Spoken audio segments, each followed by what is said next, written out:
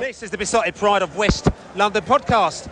At the end of the game, the League Cup final score: Brentford 1, Brentford 0, Arsenal 1. I was hoping it's Brentford 1, Arsenal 0, but it wasn't. And to be fair, it gets a bit of a game of two halves, and Brentford can consider them lucky not to get anything out of that game, I have to say. First half we thought, we're not sure about this game, but then they just stepped it up in the second half, which is all good. What a disappointing result. I'm looking around. Oh no, ladies. What a disappointing result.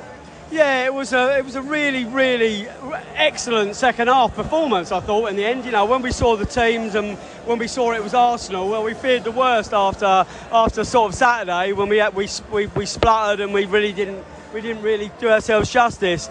And then, but we did tonight. You know, we gave away. Zanka gave away a really, really poor back pass. Fleckham really didn't get a chance, so a goal down really early on. But we got through to half time. We had a decent couple of chances. They could have increased the lead. But the second half, I thought we were excellent. We really deserved at least one goal. And you know, in the end, you know, when all the substitutes come in on the end, it was like, literally the Battle of the Alamo. We literally chucked everything at them. And Ramsdale, who is a shit Davaraya, he got lucky. Wisa one come off the post. We deserve to take that to penalties, I think. Deserve to take it to penalties. Like I said, slight disappointment, but not disappointment, because I think after the Everton game, I felt a sense of relief from Brentford fans as well, because, you know, people get really despondent after one game sometimes. They think, oh no, the ship's sinking, it's all over. But the thing is, we came back here, and especially in the second half as well, we brought Jensen on, who's our main man, and all of a sudden everything flipped up, hit the crossbar, hit the post. We 100% deserve to get something out of that game, and I think Arsenal were reeling a little bit. I don't think they were expecting that. I think second half we were absolutely superb, to be honest. Scared the shit out of Arsenal. You think about how many blocks they've had to make on the line, at least 4 or 5 sort of blocks that would have been goals otherwise. You've got the lad, the number 15, who should have been given a yellow at least for the shove into the hoardings. You know, he's made a great block. I couldn't be prouder. I came into this game thinking we'd get our arse handed to us, but first half wasn't great, but second half we were back playing fearless football again, giving it a right good go. And do you know what? If Brentford fans see the team giving it a right good go, they've got no problem with that at all. No, the team's coming around again, as per usual, win or lose, giving the round of applause to the fans. The fans are giving them a round of applause to them as well. It's good to see this again. I get a little bit nervous when it comes to cup games, because it's a bit of I think the best way to describe it is a transient crowd. A lot of faces here in the West Stand that we don't normally see, which is fair enough. It's good to get people sort of got a bit of a turnaround on fans coming inside here as well. But to be fair, they've got right behind their team today. They've got behind them. They've given them some good support, good clapping, good singing, good everything. Good singing today. The singing was good.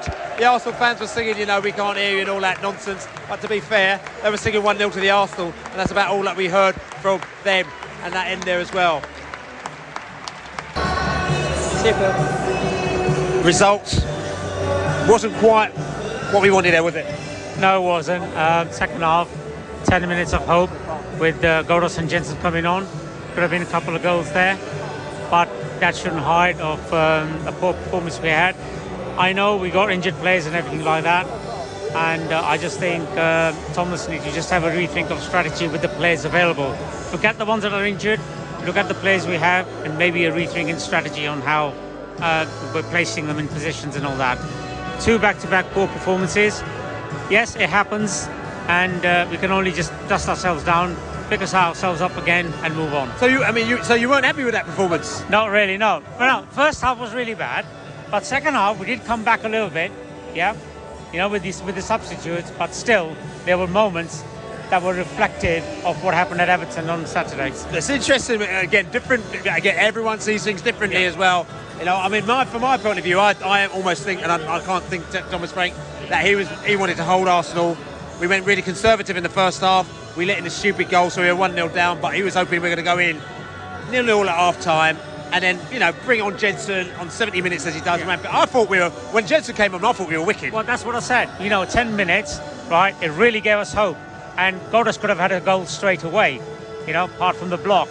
But even though that hope that was there, it just slowly started to wither away, and we just went back to what happened in the game and a half before that. So, but I think there is still hope, that these players that are available to us can do something, but just a little bit a rethink, on a bit of plan and strategy, You bees.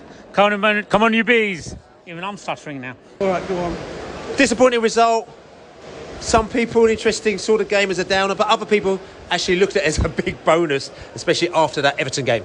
Yeah, it's promising, and I think definitely after the Everton game we were abject, so poor, and it was a completely different. Just it needs a bit more accuracy.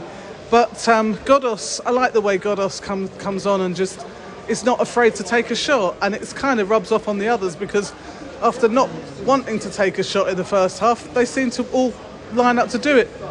Maybe taking his lead, I don't know, but I thought it was more positive, and I'm more positive about Sunday now. It was definitely, it's all right. And Arsenal came here today. I'm not quite sure. Obviously, they wanted to get the win. Started off, like I said to you, brightly in that first half, and I think they probably thought it was going to be a bit of a stroll, didn't they? Yeah, I think they did. I don't think they were expecting it. But, to be honest, I don't mind losing that. I do, but I don't mind in the sense that it's better for us in the long term with all these injuries. Maybe a cup run's not such a great idea when we got so many players out. I don't know. Maybe people would disagree with me, but I was worried. I must admit I was worried when Jensen came on, but he did change the game because he was a creative influence. So, it's swings and roundabouts, isn't it? So, yeah. It was good. It was good. It was more positive from that. Arsenal fan. We found an Arsenal fan in the house here today. Come down to New Griffin Park. You got a 1-0 win, but I'm going to say this. I'm going to say this straight. I think you got away with one there. 100%. It was all Brentford second half. Just under pressure.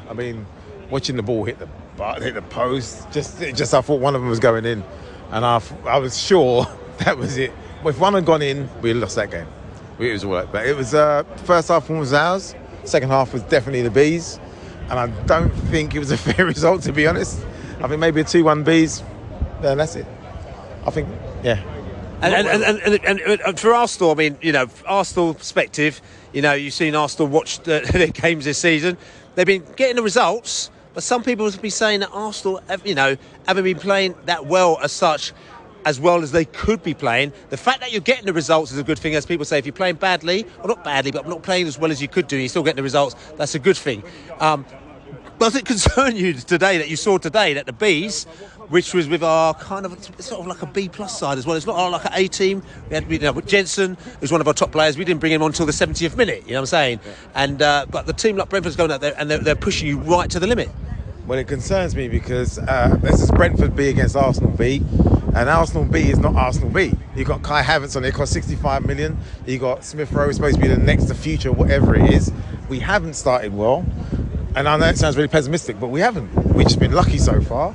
We've got away with it. The engine ain't started yet, but still, with the team we put out, we should be doing better than that. And those are the players that are supposed to be breaking into the team. Reece Nelson, these sort of people. Disappointing. And I think the Bees, as I say, the Bees B team was better than our B team, which let's call it an A+ team against the Bees B team. Right, it's probably a B+ or an A- team for us as well. We had a few players in there swapping positions. We've got a few injuries out there as well. Rico Henry's out, so we're trying to make do with the players that we've got, and also we're stretched because we haven't got the biggest squad in the world, and it shows us that we're stretched. And I think for Brentford fans, they're probably quite buoyed by the fact that we didn't have another Everton performance. We actually looked all right after there. We actually took Arsenal to the very final minutes of that game as well. We didn't get the result we wanted to, and we're thinking hopefully if we go to Forest on Sunday, we'll actually be able to give them a bit of a match, because after last Saturday we ain't giving no one a match. We've got another Arsenal man in the house here today, and again, you're not coming out of this ground bouncing thinking yeah we're going to win the cup after that performance, are you?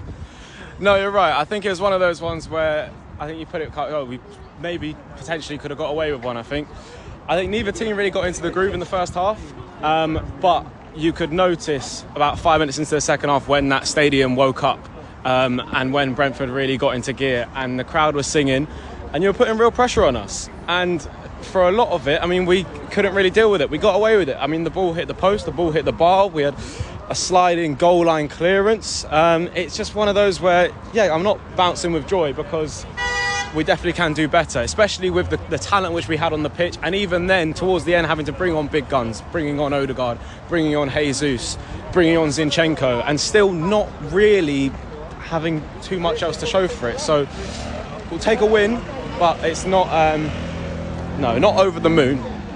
No, it's not over the moon. I'm going to ask a question, obviously, in goal. Second half, we had a Ramsdale down our end. And I just got to ask a question. Is he a shit David Raya? Well, if you look at the last 4 weeks, maybe you could say that. But no, I know Ramsdale's smiling today. He was smiling to the crowd, so he'll take it. He'll take it. I mean, Arsenal, again, listen, you've got a long season ahead of you now. What are your thoughts? Because, you know, you last season, you kind of felt you just faded out the back end, but you're thinking, listen, we're going to come back this season, we're going to come back strong. But really, looking at these games here and looking at the Brentford game, what are you thinking? Well, it worries me slightly because the problem for us at the end of last season was that you could see we sort of struggled when we lost one or two key players. And then the team we've got out there today, in many ways, is the same kind of team we'd put out when we lose one or two key players this year. And it just didn't look like they gel. And it don't look like they know how to play together. It's early in the season. Maybe things will happen. But I think we still maybe are lacking that little bit of depth, that little bit of backup, which can really bring us results when it's really tight, when you're like 3 games a week, when you've got Cup, when you've got Champions League, when you've got the league, really at crunch time. So I think we'll still do well, but there's so many other teams out there which are really strong at the moment. Man City are really strong. Liverpool are quietly going under the radar. So yeah, I mean, we'll see what happens. There's a long way to go. And Brentford, just quickly, finally, Brentford minus Ivan Toney, minus Rico Henry, but we're still doing things up there. Your thoughts on Brentford and Brentford this season, from what you've seen before this now, and also seeing them tonight playing against your team? From what I've seen before this game, I've been thinking that Brentford have got more to give. From what I've seen from the second half of this game, I think we got a glimpse of what that could be. I mean, they were all over Arsenal and really gave us a lot to sort of question and, well, really woke us up. And I think that if Brentford continue playing like that, when you've got less of a B-plus team, let's say, when you've got your strongest, but you're creating chances as you are, you're bringing the intensity up, and most importantly, keeping the crowd going, you could definitely get results. And, of course, you've got Nottingham Forest on the weekend, and I think watching that second half from you, if you now go to Forest and don't come away with a real result, I think you do have a right to be disappointed, because I think you've got the talent on the pitch to do it. So back in the Globe, we say he's a little bit muted, but saying that, and there are positivities, isn't there? There are positivities because after such a poor performance on Saturday and an opening half hour to forget today, they finally started and remembered how to play. Even though the squad is so wafer thin, it could easily escape a Monty Python sketch, they started to work out how to play with each other. There were a few missed opportunities in that second half, one in the first half in particular from, was it Wieser? And Brian sliced that shot late on, which went out to the corner flag, which is ridiculous. But there's no other real tests on Ramsdale. But the overall performance was so much better in that second half. They started to play, they looked more positive, they realised that they've got to start working together. I still don't understand why Frank the Tank got a new 4-year contract in August. For me, I'm going to say it, I'll go on the record, Frank the Septic Tank, because it's just not good enough. He's not good enough. He should have gone to Middlesbrough last season, and that's fine. But at the moment, we need him. We need the numbers. Physically, we need the numbers, but we are going to have to invest in January. Even though we'll have players coming back, we will need to invest in January. If it wasn't for Luton and Sheffield United, we'd be in trouble this season. Oh, hold on a second. So you think we're a bottom 3 team? No. I think the way we've been playing the past couple of weeks, we had the potential to fall into a slide and end up in a relegation battle. Not necessarily finish the bottom 3 by a long shot, but because there are now 2 teams that are so poor and below average than everybody else, there's one place to go, which I suspect will be Wolves, possibly even Everton. and I don't want to be anywhere near that. But if we do not get reinforcements in January, we are in trouble. But listen, we didn't win today, but it was a very positive day. Yes, let's end on a positive. Much improved. I was very excited when Flecken came up for a corner. Towards the end, I was hoping he was going to get one over, just to laugh at Ramsdale even further, who is Arsenal's number 2. He is Arsenal's number 2, and this is not the number 2, this is the number 1 podcast for Brentford. Besotted Pride of West London podcast. Don't forget to subscribe to us. Also buy us a beer, besotted.com/beer. We didn't win this game. We didn't win the game before that. We didn't even win the game before that. I mean, I don't know. The last time we won a game, it doesn't really matter because we're playing Forest on Sunday. Don't forget to check us out. We're all going up to Forest. We'll have a post-match podcast, prideofwest.london. I'm going to have a drink in a minute as well. But like I said to you, we didn't win that game. It doesn't really matter because we are bees. We still supported our club. The support was great today. We're going to have more supporters. The public. What do we say? Come on, you bees! You bees. You bees. See off the arse. You bees.